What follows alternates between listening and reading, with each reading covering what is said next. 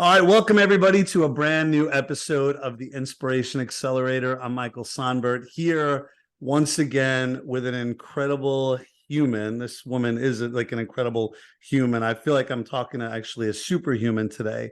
Her name is Rebecca Rusch, and I could spend probably the next 45 minutes listing her accolades, but I know you all actually want to hear from Rebecca. So let me talk a little bit about who Rebecca is. She's an endurance athlete, rock climber.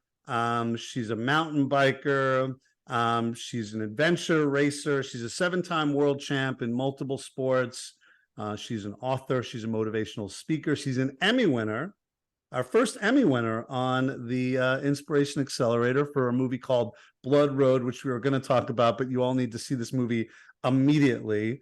She's also the founder of a nonprofit called the Be Good Foundation, which we're going to get into. And to be honest, of all of her accolades, that one stood out to me because of just how much, for listeners of the show, you know how much I believe in service and we believe in service. And so it's a huge topic that we're going to talk about today. I'm doing something I've never done before. I'm actually going to read just a list of some of the amazing things that Rebecca has accomplished or been awarded with, just randomly here. Adventure Sports Magazine 2004 nicknamed her the Queen of Pain. 2015, she was number 19 of the 50 world's best athletes.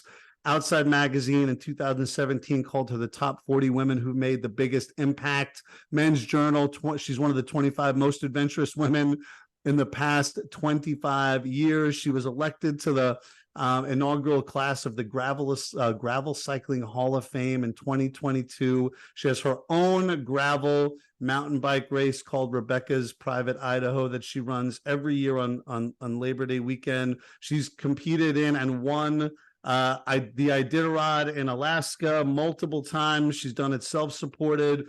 She's led the 100, 24 hours of Moab, and on. Folks who know the endurance world, you will know these races like the back of your hand, even if you haven't competed in them. I could go on and on, but welcome, Rebecca Rusch, to the Inspiration Accelerator. Thanks so much for being here. Oh, I'm stoked to be here. And I'm also stoked to learn that you are an endurance athlete and now calling yourself an endurance athlete. That's So awesome. let me ask your opinion on this, because I listed a fraction of what you've accomplished, and I've just started to dip my toes into this endurance athletics world. What's your opinion on that? Should folks not be calling themselves an endurance athlete until they get to X place? Is it an overused term, or is it like, hey, the more the merrier, welcome to the fold, and if you've done one marathon or 100, you've earned that title? Where do you stand on that? I love this question, and we'll take it back a step to, people who are like, oh, they don't even want to call themselves an athlete. They're like, Yeah. I'm not an athlete. Oh, I shouldn't do this race, or I don't deserve good gear. I'm not an athlete. So even before we say endurance athlete, I am all about everyone calling themselves and operating and making choices and living their life like an athlete, because that truly is the key to high performance in anything, is being an athlete and an athletic lifestyle. And then call yourself an athlete. If you're somebody who cares about your health and your wellness and how your body feels, you are an athlete. And if you take steps towards improving that, you are an athlete. So if you're an endurance athlete, if we go down to that moniker, I would say, if you start to, gotten past the point of comfort where, you're going on a walk, you're walking your dogs, that's maybe not an endurance athlete. But you get to the point of, and I know you talk about walking towards pain, you get to the point where you kind of don't want to be doing it anymore, but you keep doing it, then you are an endurance athlete. And that's a very simple definition. And that point of walking towards the pain or doing something further, longer, harder than you kind of wanted to do, that's really where the magic happens. And I know you and I share that same belief. Yeah. I appreciate you sharing your perspective on that. I have to go back for 1 second. Do you get a little, you talked about like people not calling themselves athletes, and it sounds like you really own that for yourself, and you want people to step into that space where they own that for themselves. But do you get a little cringy when you get an introduction like the one I gave? Are you like a little bit like, stop talking about me, let's just get to the stuff? Or have you found a way at this point to be comfortable with everything that you've accomplished? Yeah, there was a real turning point for me where, it was probably after I did the ride Blood Road around 2013, where I started actually accepting and owning my achievements. It's like Wow. no one could take the world championships away, no one could take the wins away. And it was really that when I started to realize I'm about more than those things. I mean, that's my resume. I've done them, I'm really proud of them. But once I started to realize, with launching the foundation, doing more for other people, then it didn't get uncomfortable because it was like, hey, this isn't really about me. All those accolades, all those cool things, they're springboards for me to actually help other people. So once I made that shift, thanks to my dad and that big adventure, then I started being like, yeah, I did those things and here's how it can help you. And so I think that's important that it doesn't feel braggy. It's like the honest truth. And I'm really proud of them, but I don't want to be proud of them just for my achievements and my resume. And I think that's the difference with really high achievers.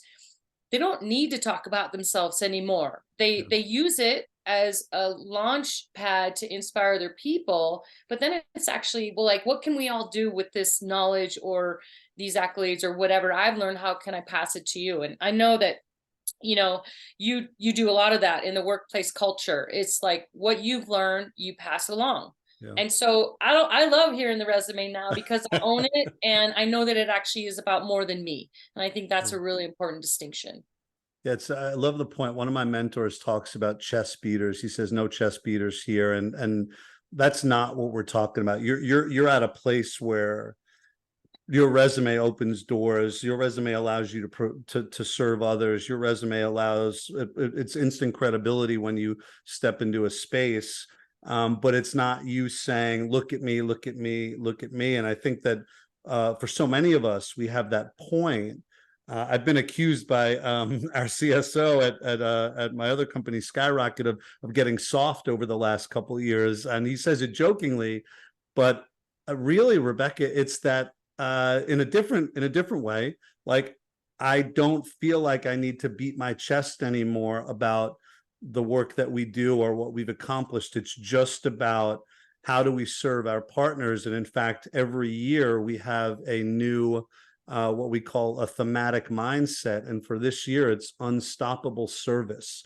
And it's all about like what, and we're meeting with the team this week, and we're all going to talk about how are we providing unstoppable service for our partners. No chest beating, no look at us, but if our resume helps us get you bought in, great. And I love it. Rebecca, you mentioned your dad, and this really is the heart of this story, Blood Road. I was blown away when I heard about this. I was blown away when I watched it. Can you tell people who have no idea what Blood Road is, what it is, and why for you it is?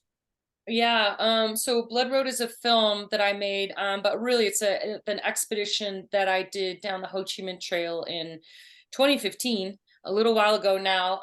And it was the biggest, most important ride event of my entire life. And really, decades of being an endurance athlete and navigation and, wandering through the wilderness and developing that skill set, I decided I wanted to try to piece together the entire length of the Ho Chi Minh Trail, Vietnam, Laos, Cambodia.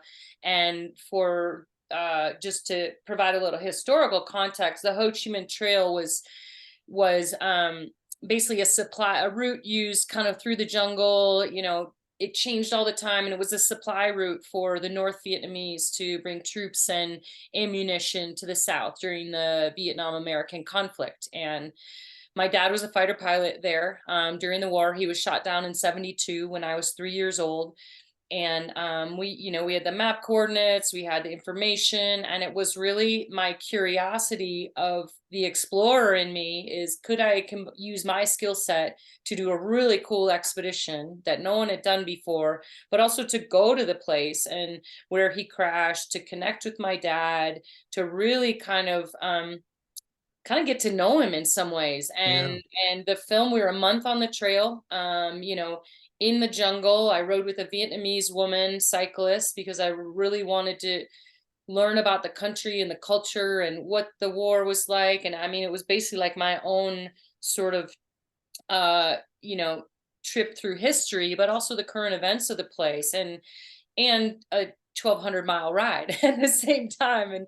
And so it was like the best expedition of my life, but also hugely emotional, obviously really educational. And people often say, and I did find the place where my dad died, and his co-pilot Carter Howell, and got to meet the son of the village chief who was present that day in 72, and Wow. hear the story through him of how his father buried my father. And I sat there with Mr. Air, his son, and you know, he and I are basically brother and sister through this event, speaking different Wow. languages. He lives in a hut with no running water in the middle of the jungle of Laos, and yet we were completely bonded as humans. And I've been back multiple times, and really that trip, and the documentary, we told the story of forgiveness, of the war, and ultimately the thing I discovered was the unexploded ordnance that are still there. So a Yeah. war that ended 50 years ago is still killing people, and I had no idea. And I really feel like my dad brought me there to show me that. And he had signed his letters home, and he'd expressed remorse in his letters about the war and not understanding why it had to be done. And he signed all his letters off with the words "be good." Yeah. And when I did that ride, it became really apparent to me that all this, decades of endurance career, what was I actually searching for? What did it all mean? And it brought a real purpose to my riding, and the world championships and all the exploration I've done. And the purpose was to launch a foundation in his name, the Be Good Foundation, to, like we already talked about, use all my experience to as a launch pad to help other people, really mobilize through the bicycle. And that's whether it's getting kids on bikes, it's bikes for, school kids in Africa, it's trail work, it's adults finding bikes for PTSD and Mm. recovery from, trauma. And so it's really about, providing, movement and mobility and healing and empowerment through the bicycle. So that ride was the most important ride of my life, because it really, my dad basically told me, hey, this is what you're going to do with your career, and this is what it all means. And so that was 2015. The film came out in 2017, and it really has changed the trajectory. Like, I'm still doing expeditions and all this cool stuff, but with the whole motivation of that, it's not really about me standing on more podiums and more mountaintops, even though I'm gonna keep doing that. It's kind of about bringing other people along up their mountain and their podium. Yeah. Wow. There's so much to unpack in that story. Just I've got I have a young daughter, and she's twice the age that you were when your dad passed. But I think about like what messages she would be left with if God forbid Yeah. I were gone. And this idea of like be good, it's moving. I don't know if you all could see at home, and I am a softie despite the look, but I have tears in my eyes because it's just really really moving. Did you talk about like closure? Was there closure around your relationship with your dad or around him? I know that it wasn't clear for a while whether he was still alive or whether he'd been captured. Does that Yeah, it took, talk I about that think, briefly? I can't remember the exact date, but it took 20 something years for Yeah, them to actually identify his remains, yeah, and confirm that he and Carter Howell died that day. So we grew up, we were well into adulthood, when we learned that he did die. And so yeah, there were a lot of questions growing up. My sister, who is a recently retired two-star general in the Air Force, yeah. she comes from periodontist and dental background. She was actually able to be the one to identify his teeth. That's where they finally Yeah. identified him, and identified that they were in fact his remains. And people, I'm glad you brought up the word closure, because people, always say, oh, you went to the crash site, you had closure. Of course, he had a ceremony at Arlington. It must have been closure. And honestly, it wasn't. There were so many questions I had. And when I finally went to Laos and Vietnam, it was a huge opening for me because I Mm, got to get to know my dad. I mm, got to meet people who served with him. I finally talked to my mom and my sister about the experience. I got to really explore, the history of the war and meet people there who remembered, who were there. And honestly, I feel like I hear my dad's voice so strongly now, mm, and his mission and what he was about. And I've made friends with some of his peer group who we keep in touch all the time now. And one of his best friends that are father figures for me. And mm, so I actually feel like it was really quite a gift to go there, and an opening, if anything else. And what I know about grief and trauma is that if we bury it inside, which was very typical of that Vietnam War era, yeah. whatever we bury inside, it's going to come out one way or another. Right. Whether it's going to come out in abuse or addiction or whatever else. And I can so doing that journey and letting that all come out, and even then telling the story, showing the film, talking to veterans, like, it's been a very healing process for me.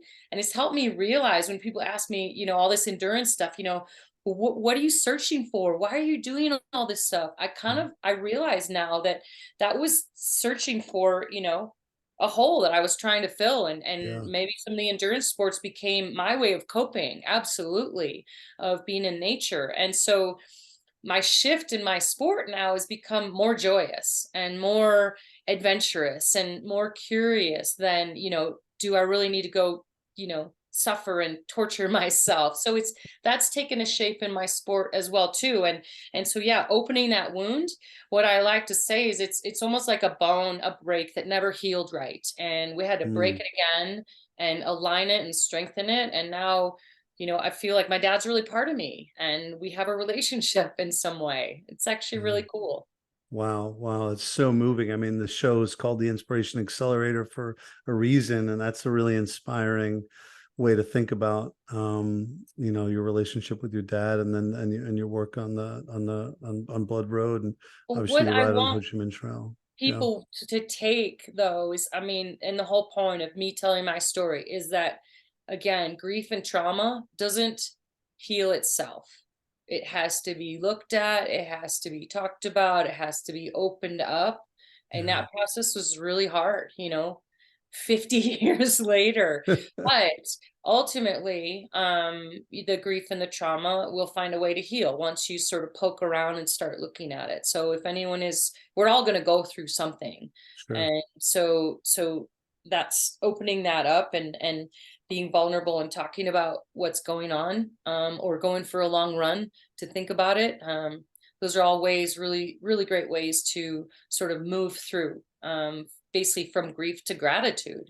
Yeah. I'm not glad that my dad was shot down that day, but what a gift to, like, really explore what happened and to get to know his friends and, to get to know other veterans through this. And so I am grateful for the experience. Oh, wow. So many things I want to go to. I just yeah, the idea of the grief needing that analogy of the bone that was broken, that never healed right, that needed to be rebroken, that's really like sticking with me, because that, to your point, we've all experienced that. We've all experienced grief, and you're making me reflect on some of my own grief and whether or not I've actually I've dealt with it in the best way possible. You talked about this kind of shift from, and I'm paraphrasing, but like, my endurance sports are like punishing me and I'm suffering, to like, I'm empowering others, and this is, I'm supporting others that through, bicycles and other things. What, like, talk about some of the events that, I heard you talk about the Iditarod Mhm. with Rich, and tell folks what that is and what that experience was like, because I heard about that and I was like, I mean, there's like endurance athletes and then there's like that, and I was like, oh my goodness, And most folks think of the Iditarod as the dogs, but this Yeah. is not that. If you could tell folks about that, that'd be amazing. Yeah, the historic Iditarod Trail, everybody kind of knows that, and it's a really famous dog sled or dog mushing race, which is a whole nother feat in itself. But they also have a human powered event that is you can bike, ski, or run it, and it's in the winter on the same trail. It goes a week before the dogs all come through, and it's in the middle of Alaska, very remote Alaska in the winter. And I've done the bike version of that 3 times now. And just to give you context, it's mostly self-supported. You basically have a hotel on wheels. So you've got a -40 sleeping bag with you. You've got food. You get a couple remote food drops that are like dropped by helicopter weeks in advance or by plane. So you get a couple little resupplies of food that are laying there frozen in the snow for you to get to. But otherwise you're carrying everything with you for survival. No one's coming to get you. So it's self-supported. There's a few little shelters and lodges along the way, but really you're living outside in the winter in Alaska while moving on a bicycle. Day, night, the clock never stops. You sleep wherever you want to sleep on the trail in the middle of the snow. Yeah. Temps are, -40 is pretty common. 0 degrees would be a warm day in Wow. Alaska. And you Yeah, and can't, so it's Rebecca, and interrupt you for a second. You can't sweat, right? This is like a thing you can't sweat or it'll freeze. I mean, this is yeah. So the elements out there, this is what makes it really hard. I mean, the distance I've done, which is the short course, is 350 miles. So it's not that long. But what the conditions are what make it really hard. So if you think about your freezer or any cold temperatures, anything that's moisture is going to freeze. So if you sweat, it's going to freeze. Your food is all going to be frozen, so you need to bring food that is palatable when it's frozen. yeah. Your water is going to freeze, so it needs to be next to your body on a vest. Your only heat source is basically your body. And so the management of being able to eat, to go to the bathroom, to eat food, basic life support stuff becomes exponentially harder. Even to take your gloves off, to open a package of something, to put it in your mouth. All those things are quite committing. And to be honest with you, I'm terrified of the cold. It's always been one of my biggest fears. And I really only went to winter bike expeditions. I've shied away from winter stuff because I have some lung issues. I have bad circulation. And I was like, no, no, no, my body is not suited for that. But I actually went at a friend's prompting because I realized after Blood Road, I hadn't done anything in quite some time that really scared me. I Oh, hadn't done anything really committing. And to your point, I felt like I was getting soft, but not in a good way. I felt like, wow, am I just done? And I realized I looked back at some of my other expeditions and, some of my like really monumental events for me. And I realized they were all scary. And I hadn't yeah. scared myself in a while because I'm super experienced. I can do all this stuff. And so I went to the place that scared me the most, which was to go into the cold by myself in Alaska. And it really made me rise to the occasion because you can't go there unfit. You can't go there unprepared. You can't Mm, go there, without your shit together because the yeah. consequence is so high. The consequence of failure is literally death. Yeah. And so I needed to kind of push myself in that way again. And, we talked about my nickname, Queen of Pain, and why I do these hard things. And it's not to make myself suffer and because I enjoy being uncomfortable. It's actually, people call it the pain cave, but I really like to call these things a pain portal, a Mm, pain tunnel.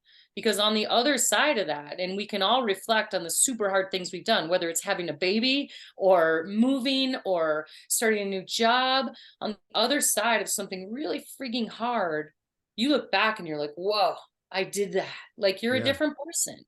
And I Yeah. needed to go to Alaska really to kind of go back through that pain portal again and kind of teach myself some of my own lessons again. And so I've been back 3 times, and it's really pushed me, and it's opened a whole nother avenue of of adventures and expeditions for me, and something new that I hadn't done. And that goes kind of to the beginner's mindset of, we become expert at something, and all of a sudden it's a little easy, it's a little boring. Yeah. You've changed sports a couple times, and Yeah. you're finding new challenges with running. Yeah. Yeah, it's well, I mean, first of all, you're totally, I mean, this story is just absolutely incredible. And the fact you did it 3 times, as scary as it was, you did it 3 times is amazing. Well, I did it Uh, badly the first time. yeah. So I had to go back and be like, okay, like all my food was frozen. I was a mess. I couldn't sleep outside. I like didn't sleep. And, I was a mess. I basically was crying, blubbering mess at the Yeah. finish line. And technically I had won the women's, category, but I was like, that was a mess. I can do way better, like Yeah. immediately. And so I went back a second time. And actually that second time I was on the start line. I'm like, I'm going to win this event overall. I was so prepared. And I'm like, I'm going to beat everyone, and super confident, not nervous. And 30 minutes in, I made a navigational error, because you're Mm. navigating wherever you can get to from point A to B however you like. And I took a trail that I thought was going to be faster. It wasn't. 30 minutes in, I basically had a really costly mistake. It cost me about 6 or 7 hours of Oh, pushing my bike through the night, and I was out of contention right away. wow. But what happened is I paired up with my husband, and we did the rest. I found him along the trail sleeping, and we did the rest of that event together. And that was so rewarding that we went back a second time, another time together, and did it together, but this time fully self-supported, not going into the lodges. So each time I was like, I can do better. And that second time I was all cocky, like, I'm going to win this thing. Yeah. Um, I got smacked down, Yeah. and the lesson from that was like, I walked through the night by myself. No one Yeah. else was around me, and I survived and ended up having a really powerful experience. So each time has been a really cool learning experience for me, in a really committing environment. Most people I know, when something goes really badly like that, or they get hurt, or they get really scared, avoid that thing. And I've experienced this in my own life at different points. You do the opposite. What is that? What is that? Where does that come from for you? Well, I think where that comes from is, I've quit one race in my life, and it was in high school cross country running. I still Yeah. remember it. Yeah. Um, I just stepped off the course because I wasn't doing well. It was our regional championships that was qualifying us for state. And I was typically like the best runner on our team. And I wasn't running that well that day. And I was like behind a whole bunch of people. So I just stepped off the course and quit, and basically jeopardized my whole team's chance to go to state. And luckily our fifth place runner, she had the run of her life, Wow. and we still qualified for state. And I still remember the shame of my coach, my mom, my teammates being like, what happened, are you okay? And I had no good answer. Yeah. And I was so embarrassed and ashamed to tell them why I quit, that was a really powerful lesson for me as a young high school student. And so for me, not quitting and pushing through, it's a couple things. One, it's accountability, and not and wanting to like be a bit of a perfectionist, maybe prove myself, Yeah. some of that stuff. But it's also, now more in that I'm more experienced, I know on the other side of pushing through, whether you're winning, losing, it's cold, it's dark, whatever, I know there's something really cool on the other side of pushing through. And I've never been ashamed and embarrassed of a finish, even if I'm last place Yeah. or anything like that, or the cutoff has passed, or I'm not successful getting to the top of the mountain, but I turned around because of weather. I've never been ashamed of something like that. But Yeah. quitting for no reason, yeah, that's pretty motivating for me. But also knowing really the outdoor landscape is my university. It's where I learn. That's where I go to school, and I want to always be a student for the rest of my life. Yeah. Yeah. I love that.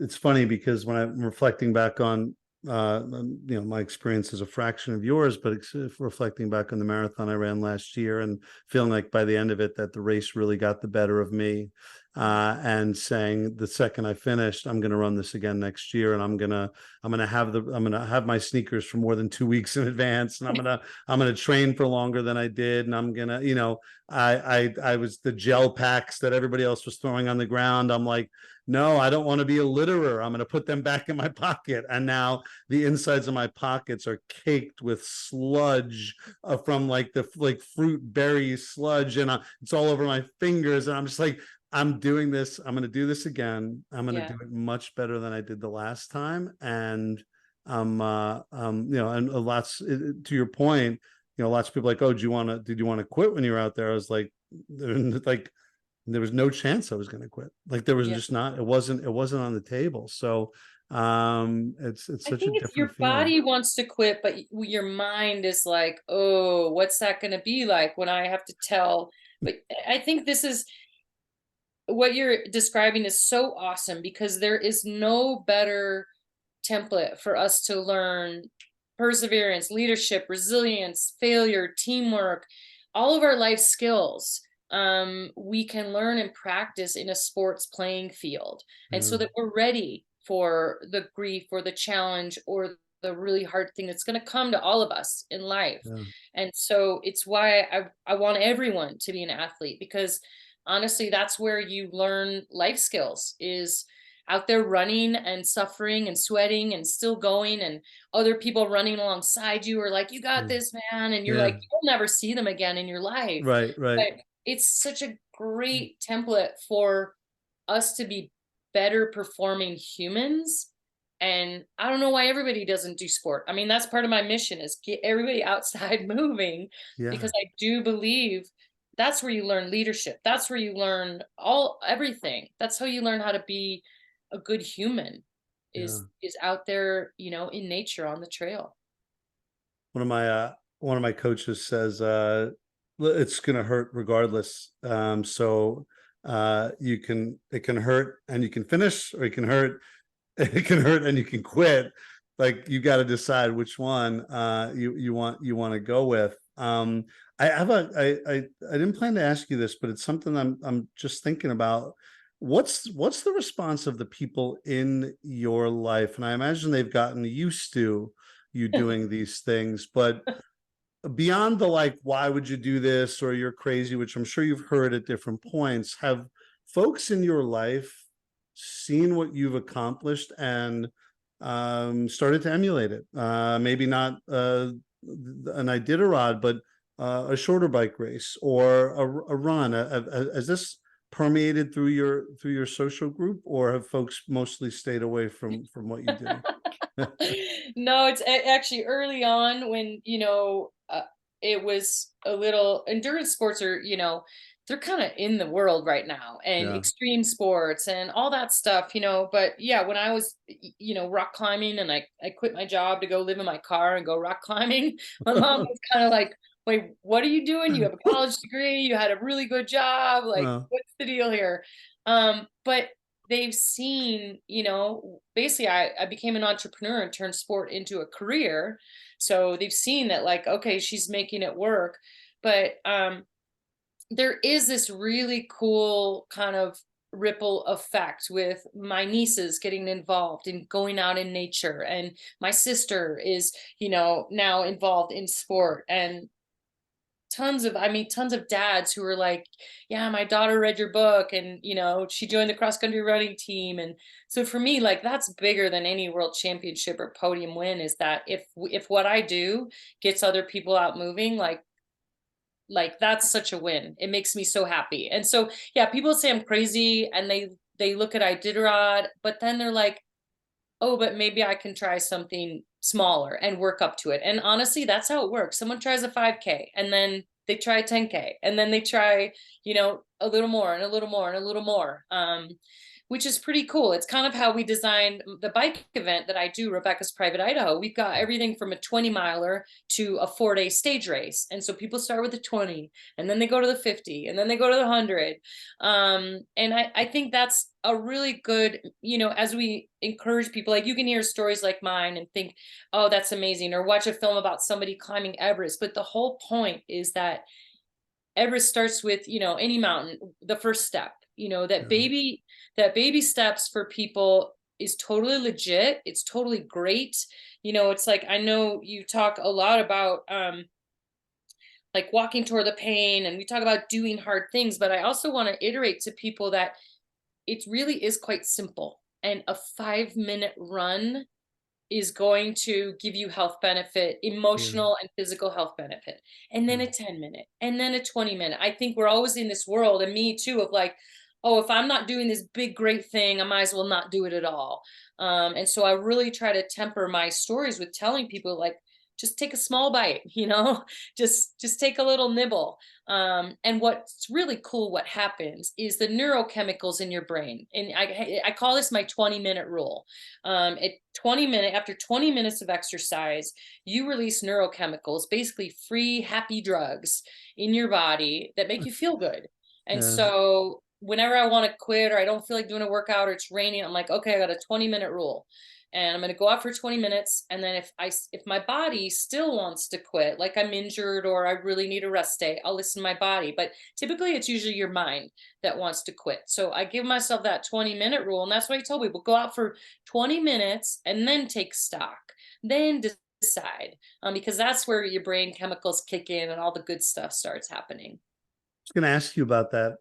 Like, I was going to ask you how you gear yourself up, not for a big race or a big event, or even just something personal that you're trying to accomplish, independent of medals and, starting corrals and things like that. How do you gear yourself up for a 50-mile ride or a 100-mile training ride when you don't feel like doing it? Is it what you described? Is it I'm going to give myself 20 minutes, or is it more like today? Because I personally, I struggle with the, like, I've got to run 15 miles today. And if I'm not in the mood for it, and I agree with you so much. For me, it's like I power through the first mile, and that tells me a lot about what the rest of Yeah. this is going to feel like. But are there things that you tell yourself, or self-talk, Yeah. any sort of, I know that I heard you say, you do this like almost like detached focus thing, Mhm. which I thought was a really interesting way to think about it when you're out there. So can you talk a little bit about that? Yeah, so this is a concept, and I'll just break down some fallacies. First of all, is that people think professional athletes or accomplished athletes are always motivated. It's Yeah, not true. You good, know that good. it's just not true. Motivation is not this thing that like you learn and now you have it. Yeah, It's this sort of amoeba like thing that is, it's something that everyone works on, from the most elite athlete down to, a young person. And so I have this concept I call the motivational menu. And you imagine like the biggest giant buffet in Las Vegas or whatever that's got like a million things. And sometimes you want to come up and serve yourself tater tots. Sometimes you feel like having a salad. Sometimes you just want to eat the peach cobbler. And so it's really important as you grow as an athlete to build a really large motivational menu. And depending on the day, you're going to slop different things on that plate. wow. And the basically the menu items are things you've learned about yourself. And we all have intrinsic and extrinsic motivation. Intrinsic are things like, it makes me feel good, my kids will be proud of me, stuff like that. Extrinsic are like, ooh, I love checking off that box that I did my workout for the day. Yeah, Or I love telling my friends on Instagram that I did this cool thing. So there's a lot of items for the motivational menu. For me, things like accountability, like having a coach, a training program, a plan laid out so that even if I don't feel like it, I'm like, well, this is on the plan. I better do it. And then also having pre-planning, like I'm gonna do this route and like looking at a cool map and having the plan ahead of time instead of saying, oh, I gotta run 15 miles today. Where am I gonna go? What am I gonna do? So you do some pre-planning. Other people are always motivational. If you've Yeah. got accountability of like, we're meeting at 8 o'clock, we're gonna start and we're gonna do this run. And so for people that are like, I'm not motivated, well, start pulling out extrinsic motivators, and and start to identify. We all have some intrinsic motivators. People be like, I'm not motivated. It's like, well, you want to make your kids proud. You want to feel good when you wake up, and you want to sleep better at night. Want to Like live there's till all you want to ripe live. old age. Like, Yeah, you want to have great, life, quality of life, and, yeah. well into whatever age. So those are all intrinsic motivators. So if you're not sure that you have some, start writing some of that stuff down of like, why do I exercise? It's not really to win a medal, it's for a lot of other things. And then the social aspect is the most powerful extrinsic one. That you can get to is join a club, get a bunch of people to go, walk with your neighbors, sign up for an event. As you know, that's a really big accountability factor, And tell extrinsic everybody, motivation. you tell Tell everybody everybody you're signed up for an doing it. event. And Put you it on can't. your podcast. Yeah. Yeah, yeah, yeah. Wow, wow, wow, wow. The thing you're saying, that the after you've completed something, this message that you've sent to yourself that I can do these things. I mean, did you're using these things in your regular everyday life, right? You've a challenge comes up at work and it's like, hey, I slept outside in sub-zero Alaska, which by the way has wolves and lots of I can handle this challenge at work, and folks don't have to do they don't have to go as extreme as you've gone, but just to wake up and run a mile before work and then be like, look around the boardroom or whatever it is and be like, I bet nobody else in here did that today. I've got an Hmm. advantage. I mean, that's part of this, right? It's so powerful. And yeah, if everyone treated their body like an athlete body, you are going to go into your boardroom more confident. You're going to stand a little taller. You're going to be able to pick up your kids, and it's kind of where I'm going with what I call wilderness wisdom is all the stuff I've learned on the trail. I use it in my everyday life. And when I'm faltering, I'm sort of like, okay, I'm going to do some breathing exercises. I'm going to, use some of my tools from the trail, but also, yeah, taking those to the boardroom, taking those to parents, taking those to people in their relationships, of learning some calm if you're in a frustrating situation, maybe with your spouse or partner, being like, okay, I remember that time I was really pissed off in Alaska where I was lost and I was mad at myself, and like, what am I going to do about it? Right, right. So yeah, all these things, really, people think like, why do sports? Doesn't really matter. And go back to, this is our training ground for life. It's where we learn the skills to be better humans, high performing humans. We learn that outside by pushing our physical body, and what comes with that is then your cognitive body, your emotional body, all those other things are getting stronger at the same time. Brilliant. The perfect ending to what was an incredible interview. Rebecca, where can folks find out more about the Be Good Foundation or Rebecca's Private Idaho or Blood Road? They just go to your website, or is there somewhere else you want to send folks, even on social media? Yeah, the easiest portal, my website and social media are just my name, Rebecca, and the last name is Rusch, and that'll direct you to the film and all that other stuff, the ride, anything else you want to find me for. Cool. And we'll include all your social media and website info when this goes live shortly. So I just can't thank you enough for coming on here and sharing your wisdom and your experience and your humility, and really your mission to get folks out and about and treating their bodies like an athlete's body, and taking those lessons from out there and bringing it to all other aspects of their lives. I know I'm super inspired. I imagine our listeners are as well. So thank you, Rebecca, so much. It was great having you on. It's so fun, and I love to end all my conversations with an invitation to you for us to go on a run or a hike or a bike for our next meeting. I 100% accept that invite. Okay. I will have trouble keeping up with you, but I will be there. And yeah, let's do it. That would be amazing. Thank you. Awesome. Thank you. Be All good. right, folks. We'll see you next time on the Inspiration Accelerator. Thank you, Rebecca. And wow, I'm blown away. We'll see y'all in a week. Thank you very much. Cheers.